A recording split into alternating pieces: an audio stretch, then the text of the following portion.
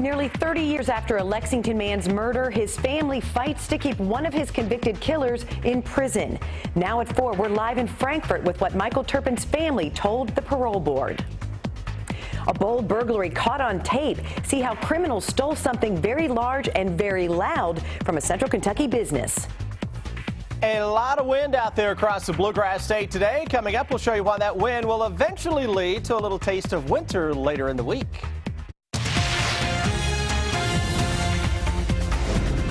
This is WKYT News at 4.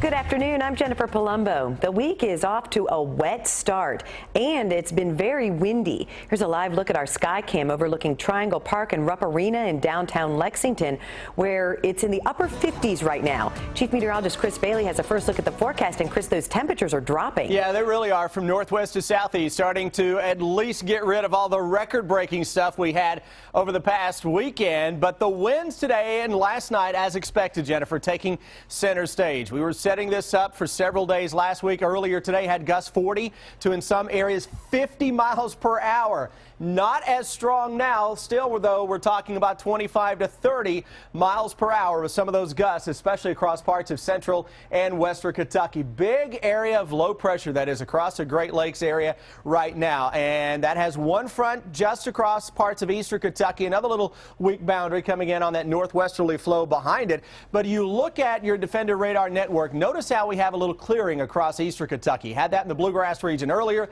Clouds are back into town. And we're also now beginning to pick up on a few of those raindrops out there that are coming in, spiraling around that low pressure center. Folks around the Shelbyville area, maybe parts of Franklin County up towards Sadieville into Scott County, getting in on some of those drops. Notice how southeastern Kentucky, it's still toasty.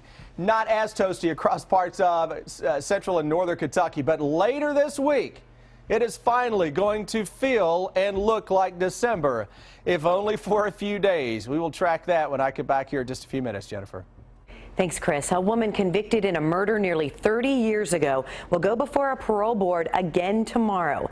Karen Brown, along with Elizabeth Turpin and Keith Bouchard, were found guilty of killing Elizabeth's husband, Michael Turpin, in Lexington back in 1986.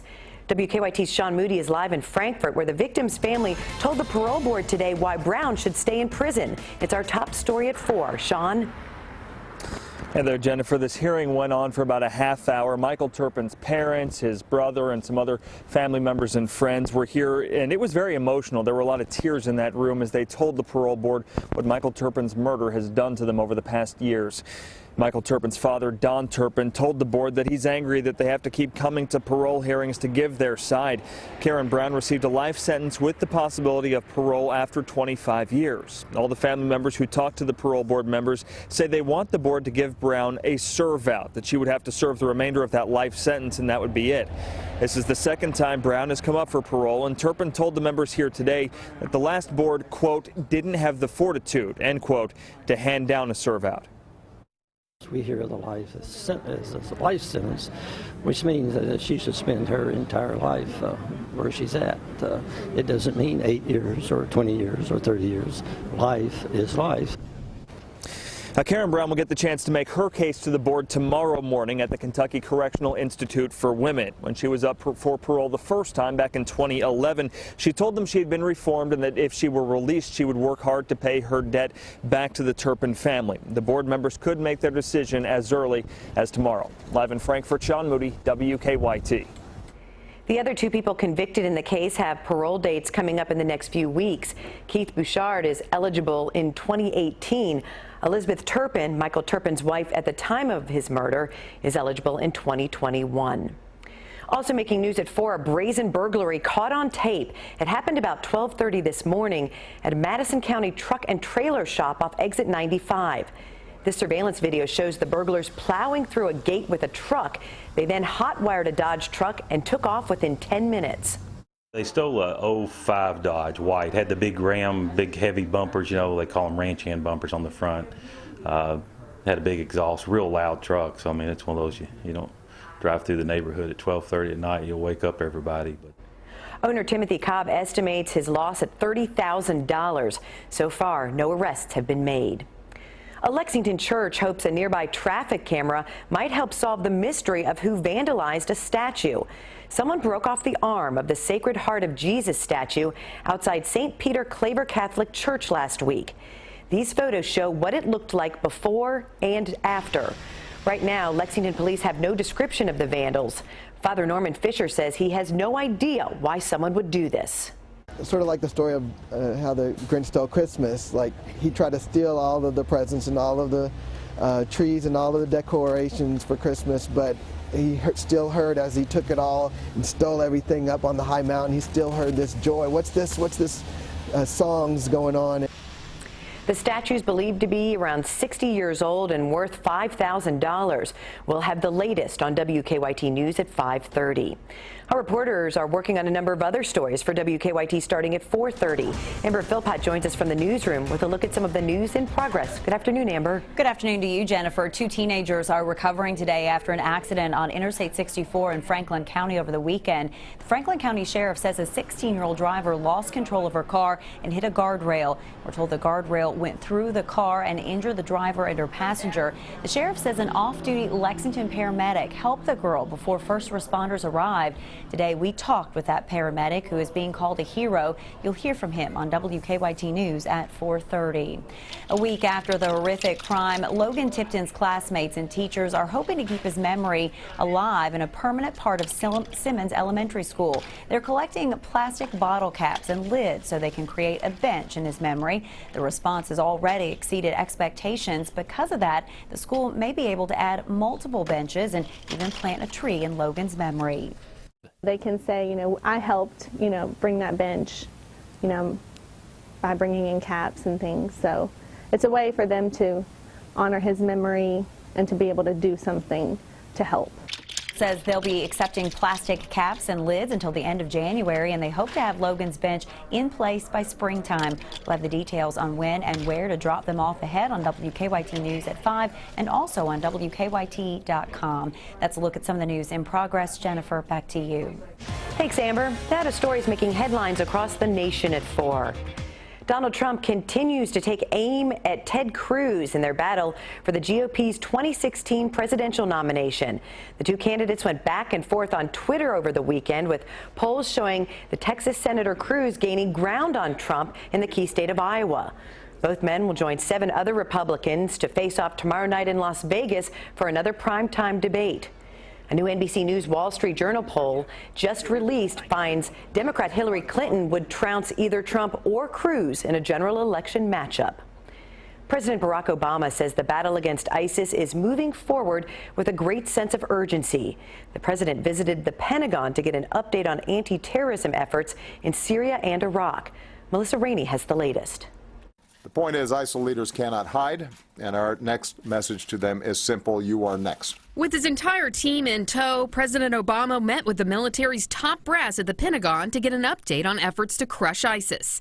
He admitted progress needs to be happening faster. This continues to be a difficult fight. As I said before, ISIL is dug in, including in urban areas, and they hide behind civilians, using defenseless men, women, and children as human shields. So even as we're relentless, we have to be smart, targeting ISIL surgically with precision. While he did not announce any major strategy changes, he did announce he was sending Defense Secretary Ash Carter to the Middle East to secure more military contributions from U.S. partners. Our partners on the ground face a very tough fight ahead, and we're going to continue to back them up with the support that they need to ultimately clear ISIL from Iraq. His last visit to the Pentagon was in July, but since then the situation has changed. There have been ISIS-linked attacks in San Bernardino, California, and Paris. However, the president did not announce any major changes. Critics say the president's strategy is not working and that he doesn't understand the severity of the risk.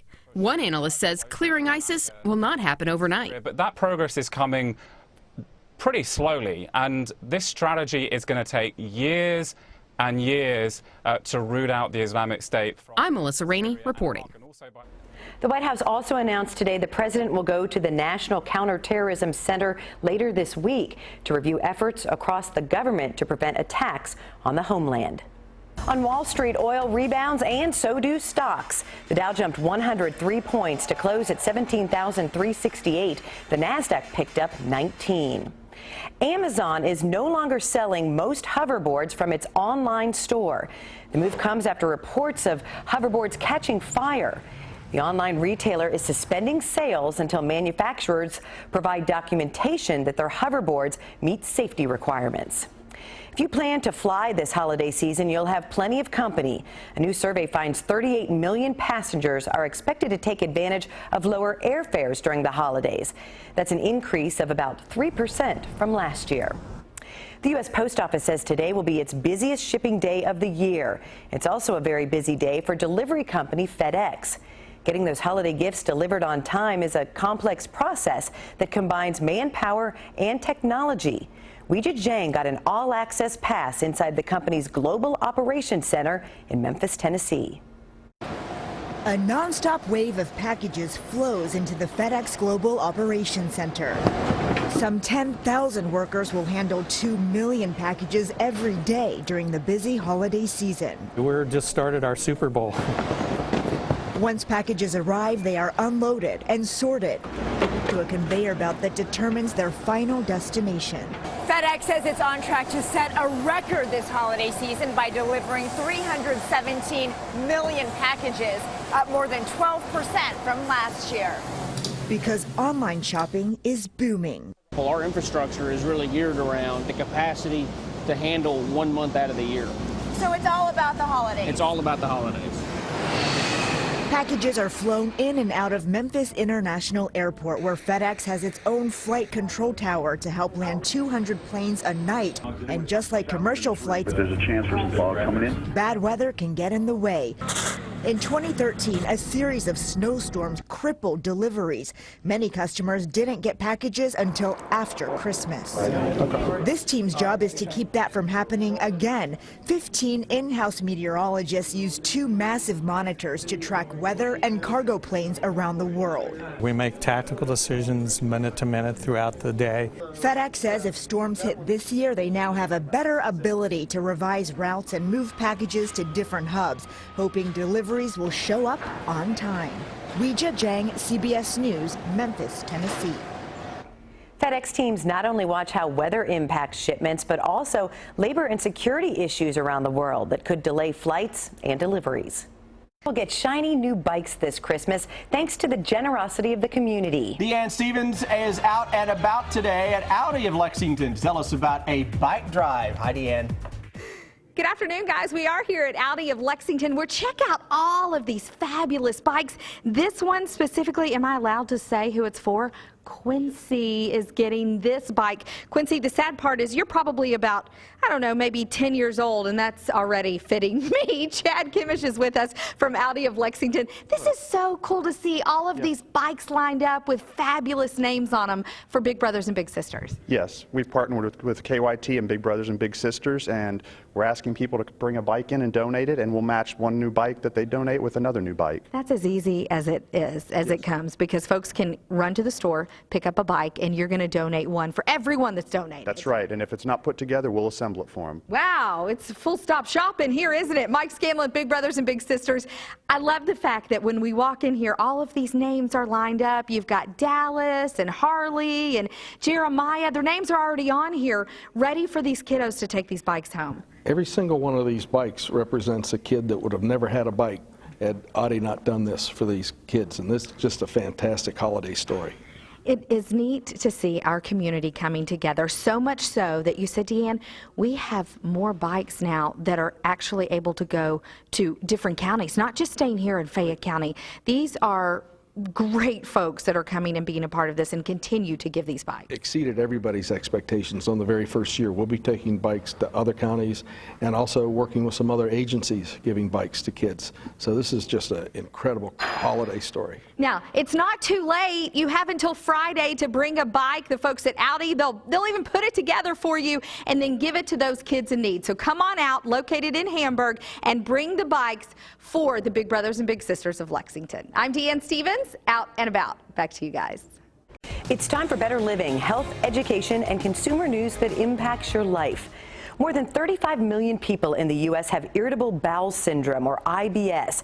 It causes cramps, constipation, and diarrhea.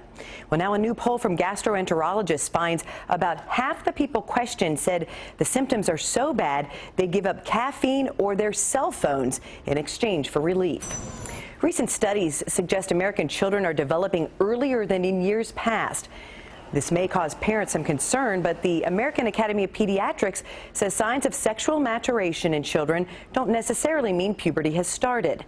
Doctors warn very rapid development in children younger than 8 might indicate the need for a pediatric specialist. A national ban on the use of plastic microbeads in products such as soap, toothpaste, and body wash could be coming. The Microbead-Free Waters Act passed the House last week and now heads to the Senate. Environmental experts say the plastic microbeads can easily travel through water treatment plants and enter waterways.